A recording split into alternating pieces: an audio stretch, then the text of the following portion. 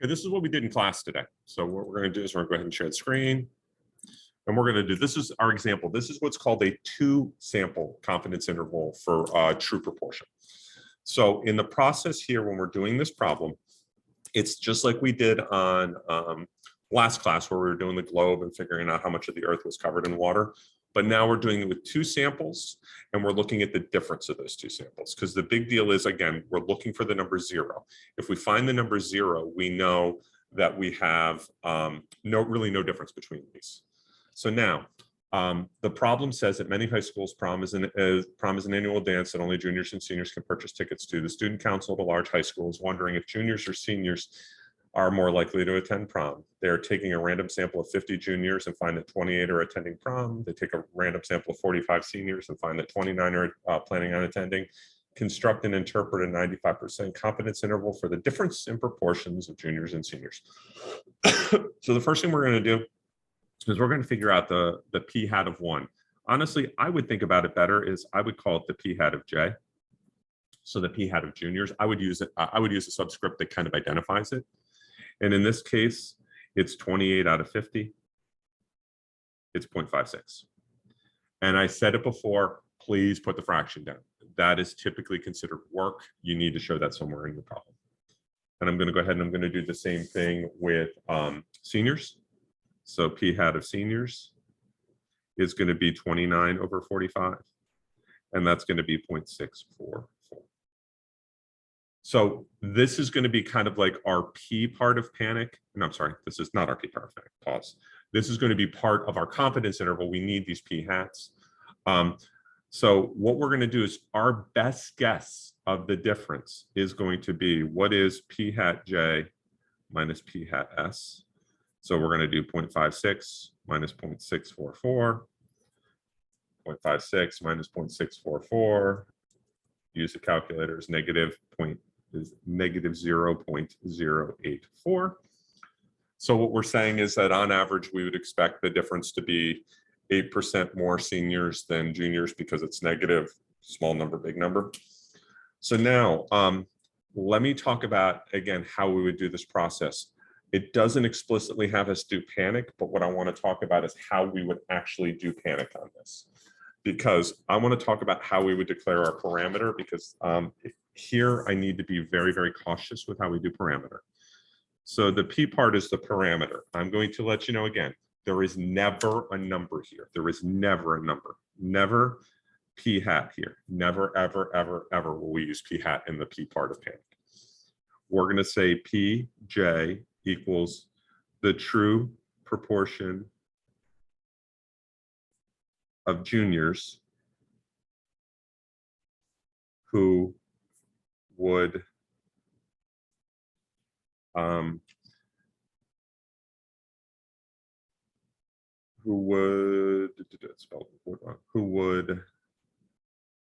plan on going to prom. Here's the thing I want to make sure you understand. Please don't talk about the sample, the 50 we talk about. Don't talk about the 50. Do not talk about the 50. Because we're trying to come up with the real answer. The real answer has nothing to do with those 50 people. The real answer actually has to do with everybody. So now the next one is we'll do PS is going to be the true proportion of seniors who would plan on going to prom. And what we're really, really interested in is we're interested in this. We're interested in PJ minus PS, which is called the true difference in proportions. My spelling is atrocious today.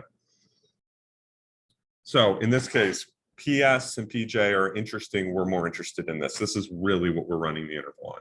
So please kind of stick with that. Now, the next step is we're going to figure out those assumptions, but we need to do the assumptions for both. So when we do those, it says random sample of juniors, it says random sample of seniors. So that random check, it passes. Both samples state random.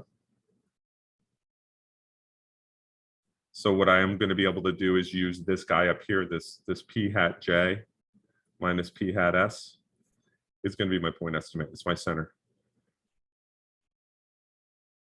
Okay. Now, next one's a 10% condition. 10% condition, I need to do it for both juniors and seniors. So I'm going to do 10 times the number of juniors I selected. So 10 times 500. 10 times 50 is 500. I'm going to compare that to the population of juniors. I'm going to do 10 times my sample size of seniors. So 10 times 45 gives me 450 for seniors. Now here comes the question. Do you think it's safe to assume that at a large high school that we have more than 500 juniors and 450 seniors? If you are not sure, you're just going to say, I'm going to assume. Assuming there are more than 500 juniors and 450 seniors, so I can calculate the standard error. There is one piece I want you to add here when we deal with two samples. I'm going to say that the samples are independent of each other. So what this means is you can feel comfortable that one sample is not influencing the other. Since it's juniors and seniors, you can assume that those are true. So what that allows me to do is that allows me to use this formula. Again, it's on your formula sheet. It's going to be taking p hat 1, or in this case, p hat j, 1 minus p hat j over my sample size of juniors, plus p hat s, 1 minus p hat s over the sample size of seniors. And we're going to plug in those numbers. So what we're going to do is we're going to say 0.56, 1 minus 0.56 over 50, plus 0.644, 1 minus 0.644 over 45. And that's going to be my standard error. And then large counts. Large counts, I need to see that I have 10 or more successes in each group and 10 or more failures in each group. So if you think about juniors, here's what we have for juniors, the junior successes. We're going to base it off our sample. We ended up with 28 that said yes. So 28 is greater than or equal to 10. The number of juniors who said, no, I'm not going to prom, are 22, which is also greater than or equal to 10. Now I need to do the same thing for seniors. So I need to do seniors, p hat seniors. 29 seniors are going to prom, greater than or equal to 10. Then what I can do is, do seniors, 1 minus seniors. So in this case, 16 seniors are not going to prom. All of those are greater than 10, so I've met the large count. What that allows me to do is go to the table and get the Z star. The Z star is 1.96. So that was kind of like our A part of panic. So I did the P part on the separate sheet. Part 3 is the N part of panic. I showed you this up here. Again, I'll show you what the general formula is for this, but I'm going to tell you, you never really have to write this down.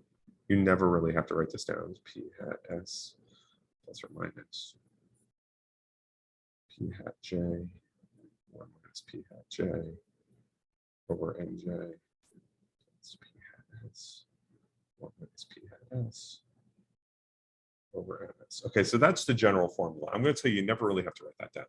What I do want you to do is I do want you to write down a specific formula with the numbers plugged in. So what I'm going to do is this: 0.56 minus 0.644 plus or minus, there's a Z star there. That's what I forgot.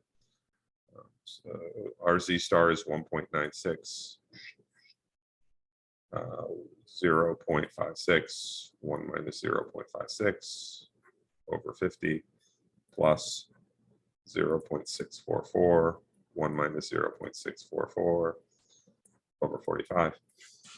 So this is considered work, writing this down with the numbers plugged in. And then what you're going to do is you're going to go to your calculator. You're going to do second bars, stat test And what you're going to do is, last time we did A for one proportion, this time we're going to do B for two proportions. And it's going to ask you for the following information. It's going to say, how many successes do we have in our first group? Well, we had 28 juniors who said yes out of 50. We had 29 seniors who said yes out of 45. And I want to do it at 95% confidence. And that number here, negative 0.2806 to 0.11175, that's going to be my answer here. So it's negative 0.2806, comma, 0.11175. We are 95% confident the interval from negative 0.2806 to 0.11175 captures the true difference in proportion of juniors and seniors who would attend prom. Yep, long sentence, I agree. It's a long sentence. Now, does the interval provide convincing evidence that the juniors have a lower proportion planning on going to prom, or is it plausible that there's no difference? In this case, it's plausible there's no difference.